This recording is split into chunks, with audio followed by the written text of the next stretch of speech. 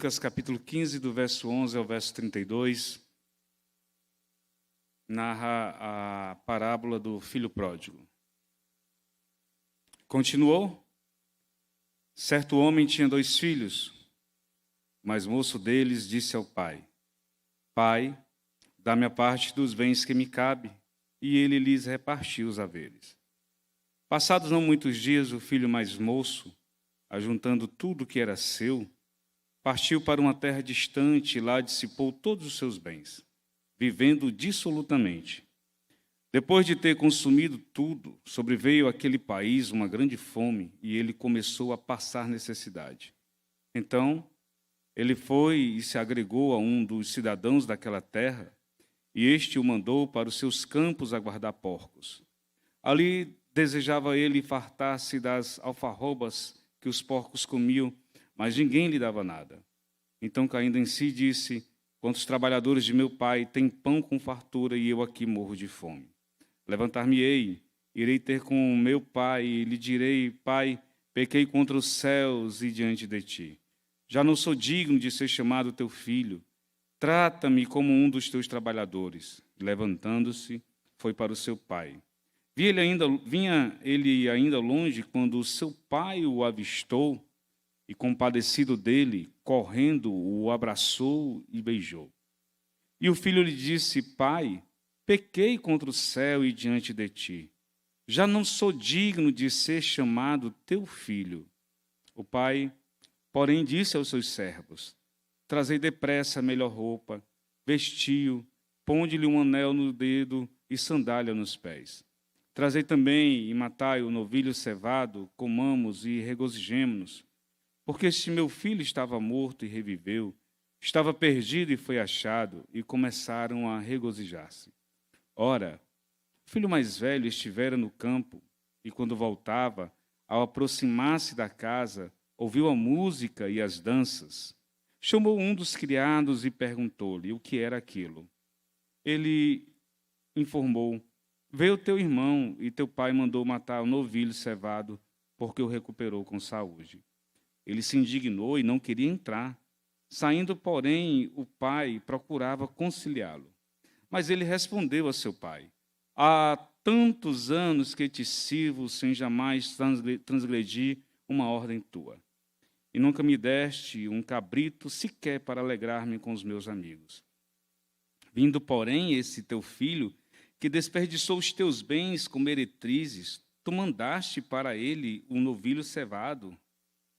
Então lhe respondeu o pai: meu filho, tu sempre estás comigo.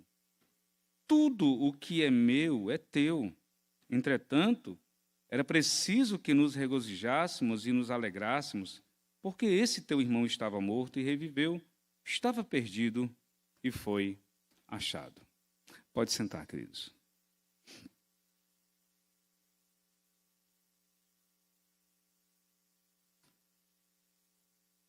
Ontem nós tivemos um momento muito precioso no acampamento da nossa igreja, onde o Ministério da Família convidou e convocou toda a igreja, famílias, para estarmos nos alegrando no dia de ontem. Foi um momento muito gostoso mesmo. Muitas famílias reunidas, muita gente conversando, muita gente estreitando laços, gente que chegou agora, gente que já estava aqui, gente que praticamente fundou a igreja e gente de todo tipo. Estava todo mundo lá ontem se alegrando, regozijando-se e servindo uns aos outros. Foi uma maravilha. E família é um projeto de Deus, disso nós não temos dúvida nenhuma. Mas é bem verdade, meus irmãos, que todas as famílias, ou toda família, passa por inúmeros problemas. Crises, lutas. Todos os dias, em alguma casa, algum problema está sendo tratado ou algum problema está nascendo. E não é à toa que, vez ou outra, famílias procuram ajuda. Primeiro, procuram porque não conseguem resolver o conflito que está acontecendo. Segundo, pedem ajuda porque sozinhos são incapazes de caminhar.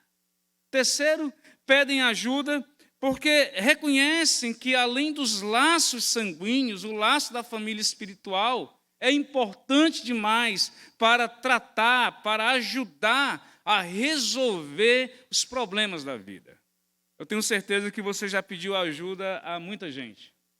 Eu tenho certeza que você, como pai, ou como mãe, ou até mesmo como filho, já foi atrás de ajuda em qualquer lugar, porque o problema estava muito denso. Mas as famílias da atualidade, na realidade, as famílias como um todo, e eu digo isso desde o Éden, após Adão e Eva pecarem, eles não passam apenas lutas por problemas de relacionamento.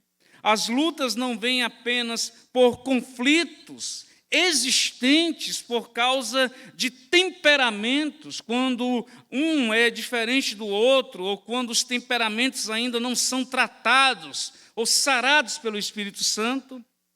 Não bastasse todo esse conflito, por causa de todo esse tipo de coisa, nós temos sofrido conflitos por bases externas. E, ultimamente, essas bases externas, com agentes de Satanás, têm tentado contra a minha família, contra a sua família, tentando influenciar o esposo, a esposa, os filhos, principalmente os nossos filhos estão sendo alvos de movimentos. Nossos filhos estão sendo alvos de gente que serve ao diabo. Eu não sei se nessa semana você viu ou chegou até você um vídeo de uma mulher, eu não sei o nome dela, não sei qual é a sua profissão, também não faço questão de saber, onde ela fala sobre um plano de se infiltrar na igreja e, por meio desse plano, alcançar os nossos filhos na escola bíblica dominical. Uma coisa é certa, ela serve a uma agenda e essa agenda não é divina. Ela serve a uma ideologia que está longe de ser uma ideologia completamente cristã. Ela serve ao marxismo cultural. Ela serve a uma agenda contrária aos princípios e às bases da família. E mais do que nunca, nós, pastores, líderes da igreja e as famílias precisam estar agora, mais do que nunca, atentos acerca daqueles que se chegam e que têm todo desejo de servir, mas nós não sabemos de onde vem e muitas vezes já colocamos em ministérios da igreja e aí o negócio começa a dar errado, nós não sabemos o porquê, a nossa família está sob ataque. Isso é uma grande realidade. Nossos filhos vão para a escola e, em vez de aprender matemática, português, ciências, tudo que precisa aprender, estão sendo doutrinados através de uma filosofia completamente socialista e comunista. E é isso que está acontecendo. Nossa família está sob ataque. E nós temos que, mais do que nunca, cuidarmos dos nossos filhos. Mais do que nunca, olharmos para a nossa família. Mais do que nunca, observarmos aquilo que as Escrituras Sagradas falam acerca de família. E essa história que eu li para você é a história de um conflito. E aqui, antes de terminar a introdução e entrar no texto, faço minhas as palavras do grande pastor presbiteriano Timothy Keller, quando ele diz que, de vez em quando, nós, pastores, devemos pregar uma mensagem temática ou ainda textual. E eu quero ir nessa linha nessa manhã. Eu quero seguir nessa linha. Meus irmãos, essa é a história de um conflito familiar. Um jovem chega para o pai, pede a sua herança de forma antecipada e, ao pedir a herança de forma antecipada, ele, mais tarde, cria um conflito com ele mesmo e ele fica impedido de celebrar aquilo que ele acha que seria a celebração da vida e da liberdade. Interessante é que quando nós olhamos para a parábola do filho pródigo, nós devemos atentar para as parábolas anteriores. O conflito não começa ali, o conflito começa no início do capítulo 15, quando os fariseus começaram a murmurar porque Jesus se encontrava com pecadores, porque Jesus recebia pecadores e comia com eles. Da parte religiosa, eles começam a criticar Jesus. E aí, quando eles começam a criticar Jesus, Jesus começa a ensinar a eles o valor do Evangelho e o amor do nosso Pai. Primeiro, ele narra a parábola, ou ele conta uma parábola de uma ovelha que estava perdida. E ele fala sobre o amor do Pai. Ele fala de uma ovelha que sai de casa, que sai do aprisco, que cria um conflito, que cria um problema, que traz tristeza, que vai viver nos campos abertos da vida, não querendo um cercado, mas querendo viver experiências. E aí ele fala do amor do Pai, que vai buscar essa ovelha, que ultrapassa a linha do curral e vai até lá e encontra a ovelha ferida, coloca no ombro, ele chega, ele trata a ovelha e ele convida todo mundo para celebrar. E aí ele continua narrando agora uma outra história de uma dracma perdida, de algo importante que se perdeu dentro da casa. E depois que foi encontrado, depois que a sujeira foi varrida, ele chama todo mundo, celebra com seus amigos, chama a vizinhança e todo mundo vai se alegrar. E aí ele chega na parábola do filho pródigo. Se você observar, as 3 parábolas têm a mesma temática: alguém que estava perdido e foi encontrado. Alguém que estava escondido em um local sujo e foi encontrado por Deus, o nosso Senhor e o nosso Salvador. E hoje, meu irmão, o meu objetivo é tentar ajudá-lo e também ministrar o meu próprio coração acerca dos conflitos dentro da nossa casa, acerca dos conflitos que a esposa vive, que o esposo vive, que os filhos vivem, ainda trazendo à tona um pouco dessa temática do Setembro Amarelo, de como devemos ajudar pessoas, de como devemos ministrar corações, de como nós pretendemos e devemos agir conforme o Evangelho de nosso Senhor e Salvador Jesus Cristo. Vamos para o texto. A primeira verdade que eu encontro aqui, e que eu queria que você tentasse guardar na sua memória, ou escrever aí do lado da sua Bíblia, é que toda família precisa se compadecer com a situação daqueles que estão dentro de casa. Em especial, aqueles que vivem conflitos, em especial, aqueles que estão passando por lutas, em especial, aquele que se rebelou contra a casa, contra o pai, contra a mãe, contra toda a estrutura familiar. E nós encontramos aqui no texto bíblico exatamente essa verdade. Um pai que se compadece do filho, e o melhor sinônimo para essa palavra do versículo 20, quando diz que de longe o pai o avistou e se compadeceu dele, o melhor sinônimo é um pai que se apieda do filho que estava totalmente destruído.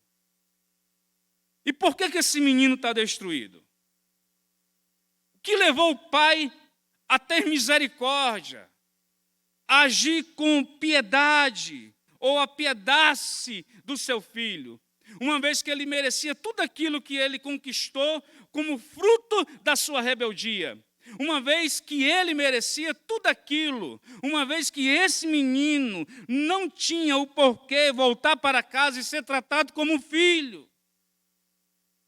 Veja, A história do filho pródigo começa dizendo que o pai tinha 2 meninos. E ele diz que o mais novo faz o quê? Pede a herança.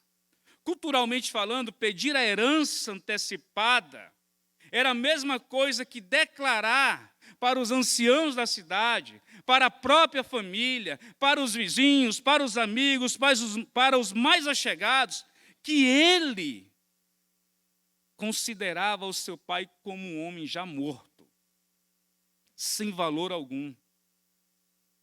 Um pai que estava vivo, mas o filho, por rebeldia, já o considerava morto.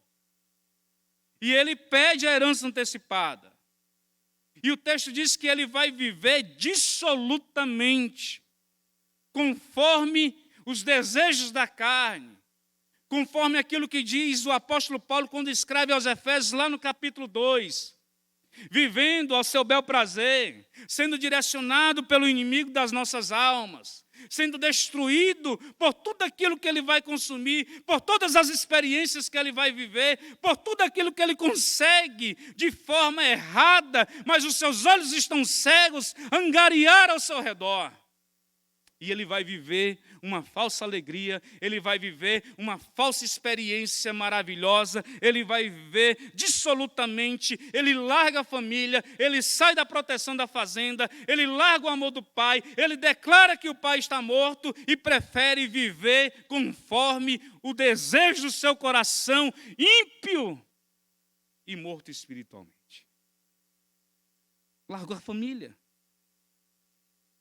Talvez você tenha passado, ou já conhece, ou conheceu alguém que vive o dilema dos filhos rebeldes dentro de casa. Que embora não tenha saído de dentro de casa, já saiu do arraial do amor que você quer dar.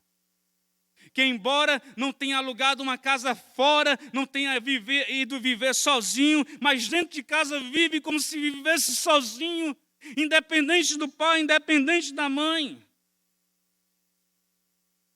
E naturalmente esse jovem vai colher os frutos dessa desobediência. Diz o texto que ele começa o quê? A passar fome. Não bastasse isso, ele vai ser desvalorizado. Um porquinho, é mais importante do que ele. Abre-se aspas, hoje em dia nós vivemos exatamente essa realidade. Gente que considera um animal muito mais valioso do que o ser humano. Que gasta o seu dinheiro, que trata o animal como se fosse um ser humano. Animal é animal, deve ser bem cuidado, bem tratado, mas não é filho, não é neto, não é irmão, é um animal.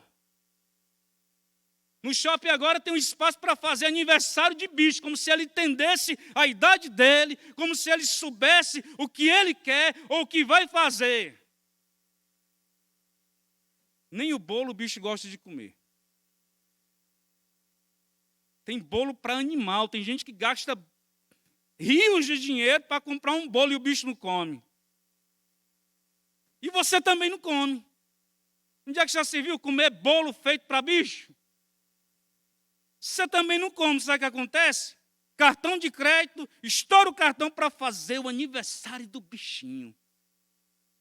Chapeuzinho de aniversário. Meu filho que dorme comigo. Minha irmã, meu irmão, vá ler a Bíblia. Vá ler as Escrituras Sagradas. Lá em casa eu tenho cuscuz. Meu cachorrinho eu trato bem, mas não dorme comigo, não sobe nas minhas coisas. No dia que ele roeu os meus livros, eu mostrei para ele quem manda. Fecha aspas.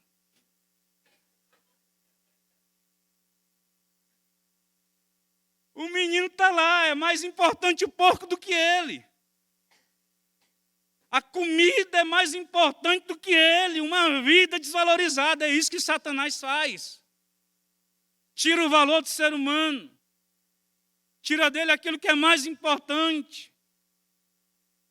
E aí, a fome bateu, o dinheiro acabou, os filhos foram embora. E o que acontece? A ficha cai.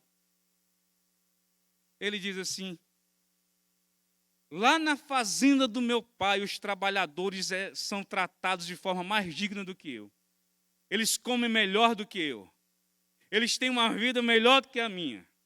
Eles estão lá na fazenda, são empregados e vivem bem. Já sei o que eu vou fazer. E aí ele toma uma decisão.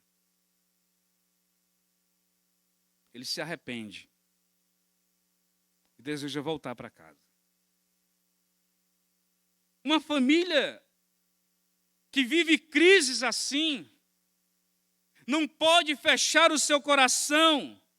Um pai e uma mãe que vive crises dentro de casa, com o filho, com a esposa, com o esposo, deve apiedar-se da condição que o outro está vivendo. Quando aquele menino se arrepende, ele decide voltar para casa, diz o texto bíblico que o pai vê ele de longe.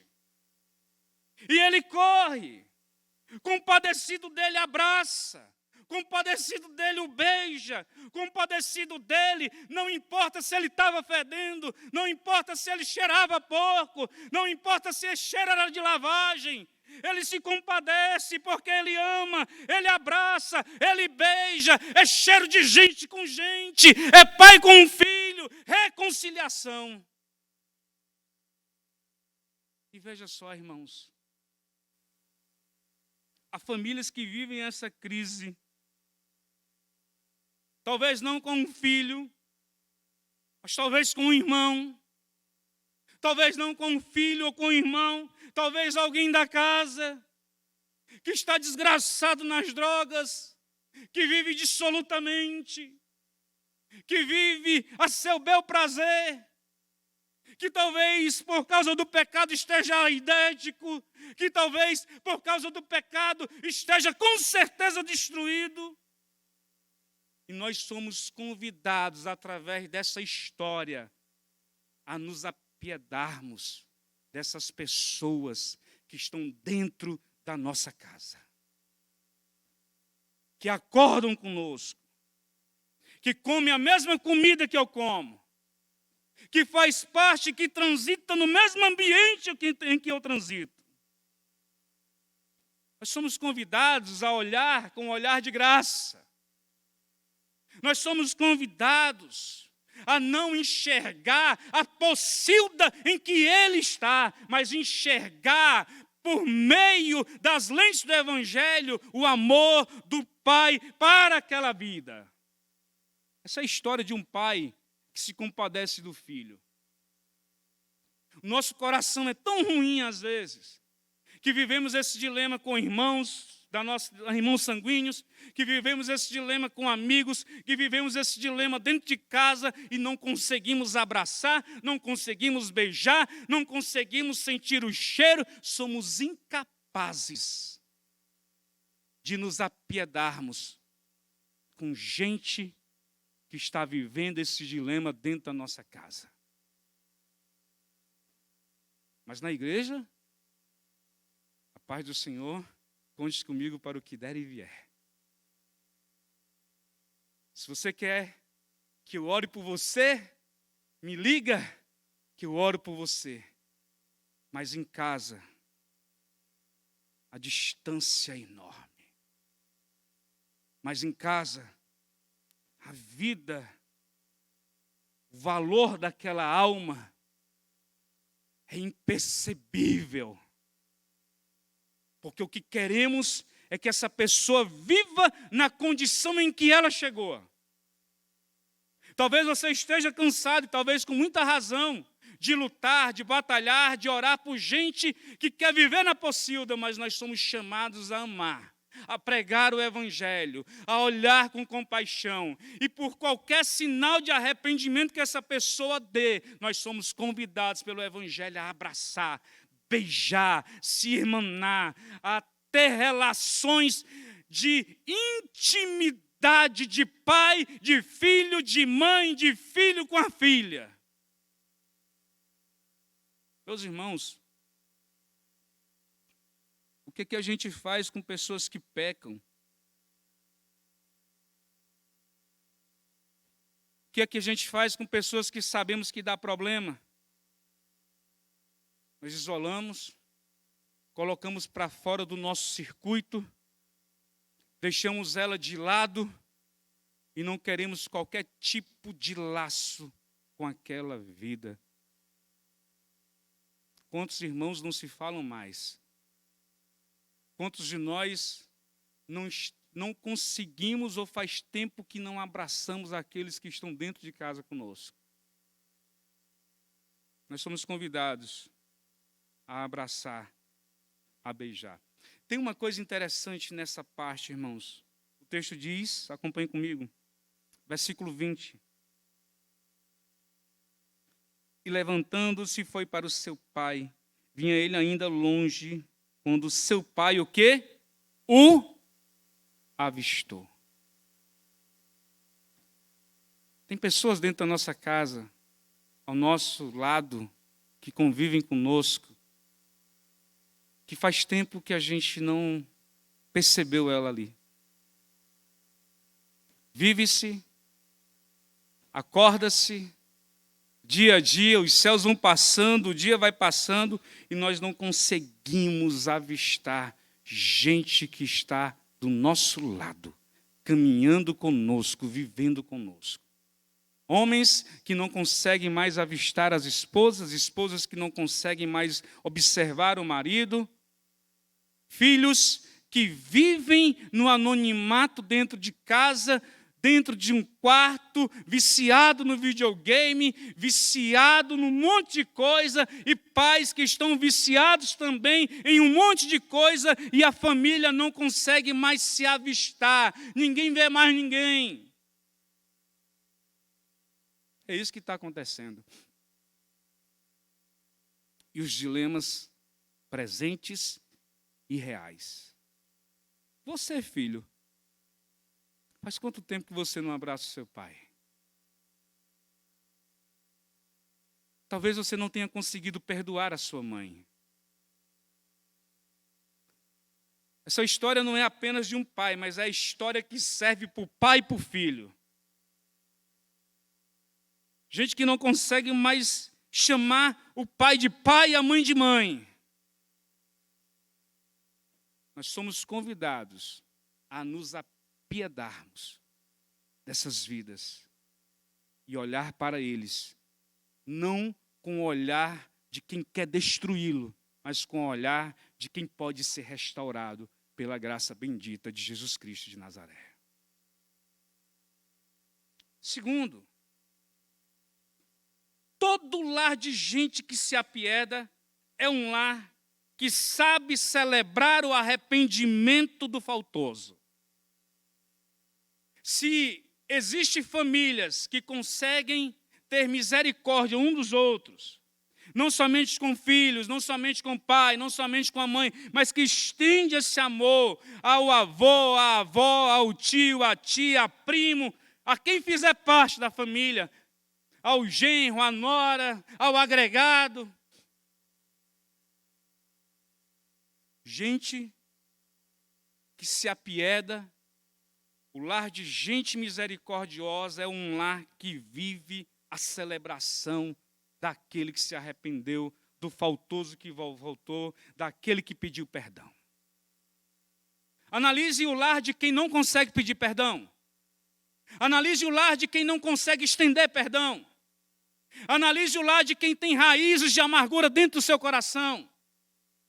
Observe o lar de quem não tem misericórdia um dos outros. É um lar pesado, é uma casa duvidosa, é um ambiente que parece muito mais um ambiente de velório do que um ambiente de festa. E meus irmãos, pela graça de Deus, por causa de nosso Senhor e Salvador Jesus Cristo, nossa casa deve ser uma casa de bênção. Deve ser uma casa onde a celebração da alegria deve ser diária. Deve ser uma casa aonde, mesmo diante dos problemas, todo mundo se perdoa e pede perdão e celebra a vida e caminha. Que coisa maravilhosa é a casa desse pai.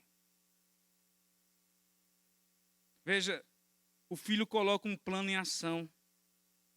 Verso 21, nós temos o plano sendo executado. Verso 18, verso 19, o plano em ação. Eu vou voltar para a casa do meu pai, lá eu tinha comida, lá eu tinha isso, eu posso ser tratado como um dos empregados. Culturalmente ele estava dizendo o seguinte: eu vou trabalhar para ele até o dia em que eu conseguir juntar dinheiro e dar para ele a herança que um dia eu pedi antecipadamente. Eu o tratava como morto, mas quero tratá-lo como vivo. E ele coloca o plano em execução, ele chega diante do pai, ele está sendo beijado pelo pai, ele está sendo abraçado pelo pai. Eu queria olhar, ainda que seja uma parábola, eu fico pensando qual a reação daquele filho, como ele se sentiu, como ele estava, como foi o amor do pai, como foi sentir o afago do pai. O pai não diz assim: você é um vagabundo, pare aí onde você está.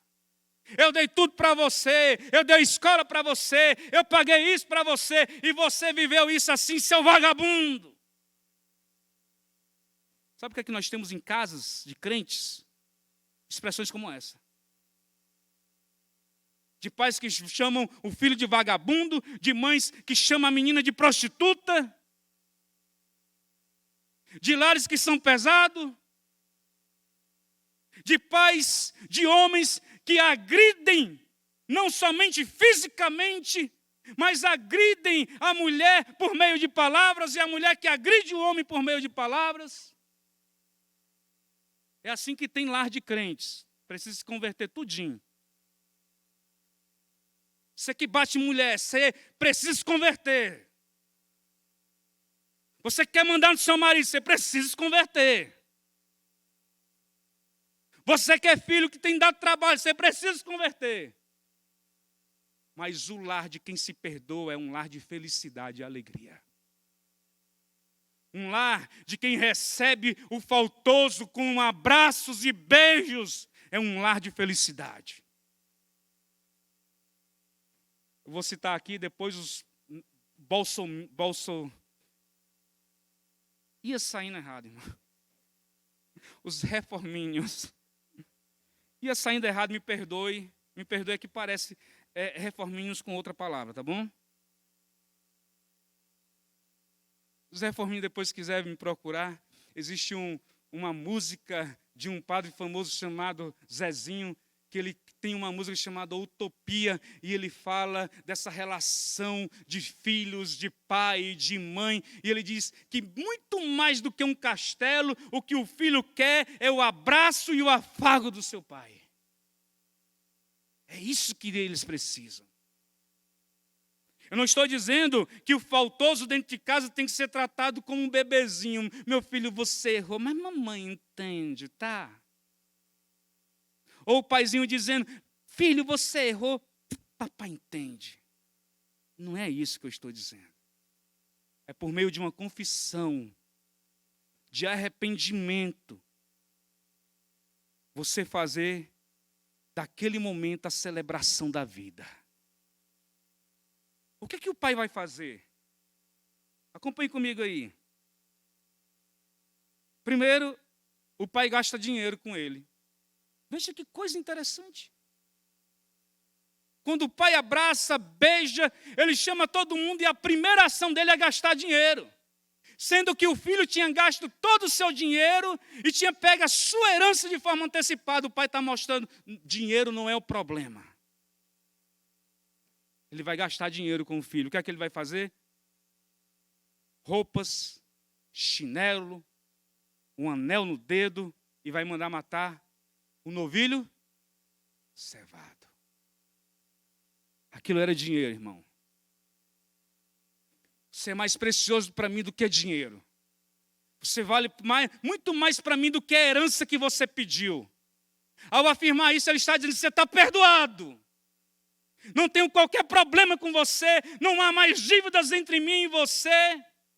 Ao dar tudo aquilo que o filho não merecia, ao gastar dinheiro com ele, ele está dizendo, tudo foi zerado. Ele abraça. Mas sabe o que é que a gente às vezes faz?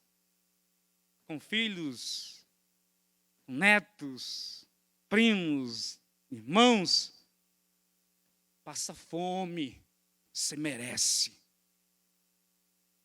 Não quero mais papo com você, porque você vive dissolutamente, eu não quero papo com você. Eu não dou R$1 para você, você não merece nada de mim.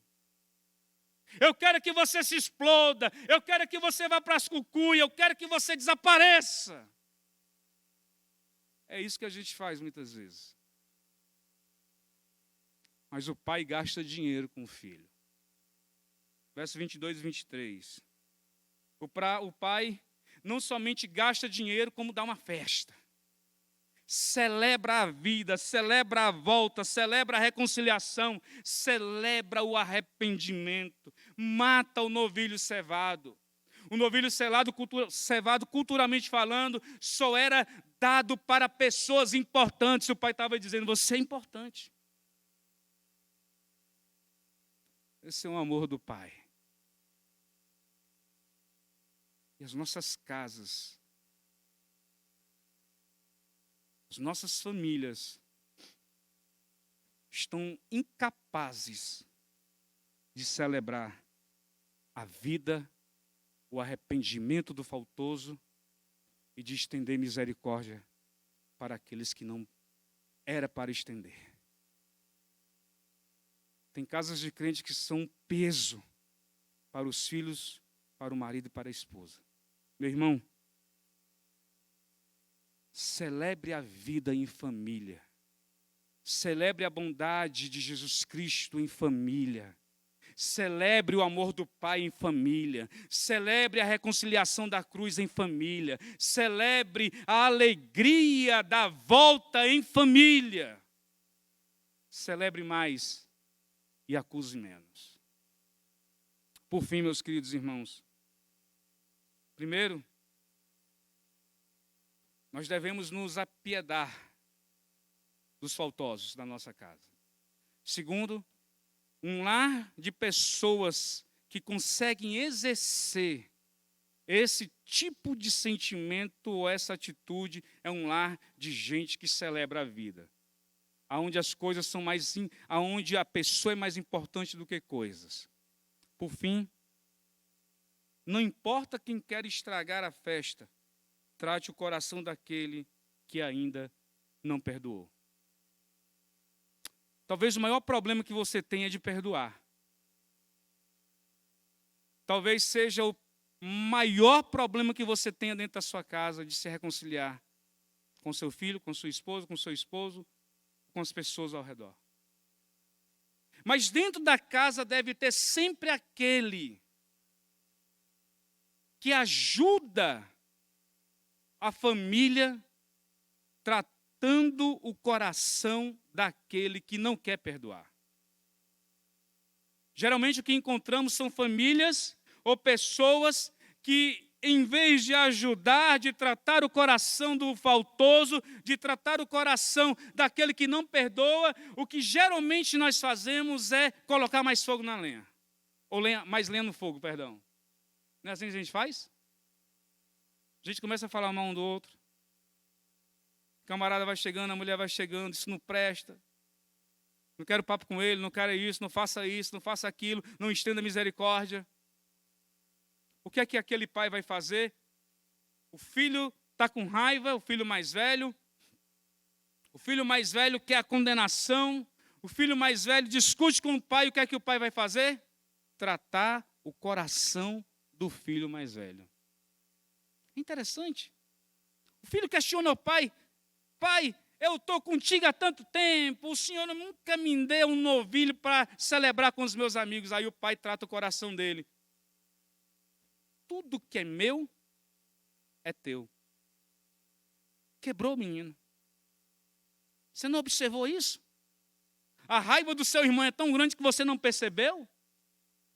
O que ele fez cegou-lhe o entendimento, tirou a graça, e você que é o mais velho, para dar exemplo, para chamar, está querendo condená-lo. Deixa eu abrir o teu coração, deixa eu abrir os teus olhos. Tudo que é meu sempre foi teu.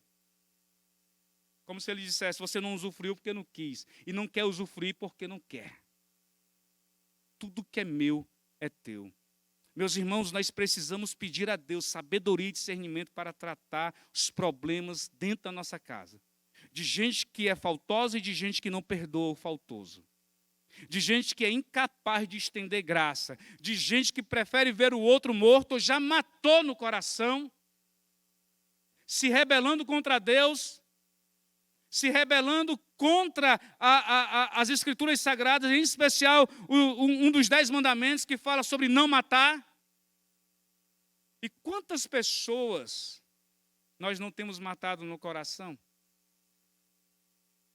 Isso é pecado. Do mesmo jeito que se mata alguém fisicamente, tira a vida do outro. Matar e sepultar no coração não há diferença. Quantos filhos mataram pai ou mãe no coração? Ou quantos pais mataram em seu coração a relação com o filho, ou com a esposa, ou com o esposo? Você tem 2 caminhos aqui finais. Não querer ser tratado, caso seja esse o filho mais velho, ou ser aquele que é o pacificador e trata o coração do faltoso, bem como o coração do que não perdoa. Quem você deseja ser? O pacificador? Ou você prefere continuar com esse sentimento de raiva, de ódio no seu coração? Interessante é que o pai se antecipa, ele não deixa o filho entrar. O que é que ele faz? Ele sai. Versículo 25 ao 28, ele diz assim: o pai saindo vai conversar com o filho.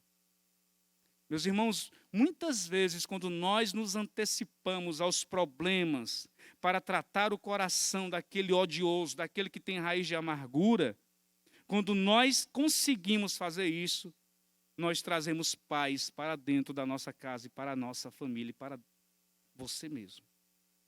Se antecipe. Não deixe que o odioso massacre o faltoso. Trate o coração dos dois. Interessante é que o pai, ele também não vai condenar o filho mais velho. Você não entende isso? Olha, você devia realmente sair da fazenda porque você é odioso, você não quer relação, você não quer reconciliação. O pai escuta o raivoso e, por fim, trata novamente o coração do filho. Versículo 31, então lhe respondeu o pai: meu filho, tu sempre está comigo, tudo que é meu é teu. Entretanto, era preciso que nos regozijássemos e nos alegrássemos, porque esse teu irmão estava morto e reviveu, estava perdido e foi achado. Você acha que o foco é o mais novo aqui nessa hora? Na realidade, o pai está dizendo: você não estava perdido. Você não precisou ser achado. Você não precisou de uma festa, de uma celebração dessa, porque a nossa vida já é uma celebração. A história termina. Jesus para a parábola por aqui, mas o ensinamento fica. Primeiro, se compadeça de quem é faltoso dentro da sua casa e na igreja também. Segundo, ao se compadecer, o seu lar sempre será um lar que se alegra com o arrependimento do faltoso. Por último, você tem 2 caminhos: tratar o coração do faltoso e daquele que não conseguiu conceder perdão, ou deixar as coisas como está e a sua casa virar um problema, começar a ter um problema ainda maior. Observe a Escritura. Eu queria que você pudesse baixar a sua cabeça agora. Eu queria que você orasse sozinho. Você que não conseguiu ainda perdoar seu pai, sua mãe ou seu irmão. Você que tem raízes de amargura. Você que está lidando com situações de dificuldade dentro da sua casa, tendo que ser o pacificador, o conciliador. A sua casa ainda não é um lar de celebração, ainda há peso, ainda há muito ódio estendido, ainda há muita coisa ali. Comece a orar e peça a Deus graça. Graça de Deus para a sua vida. Graça de Deus para a sua casa.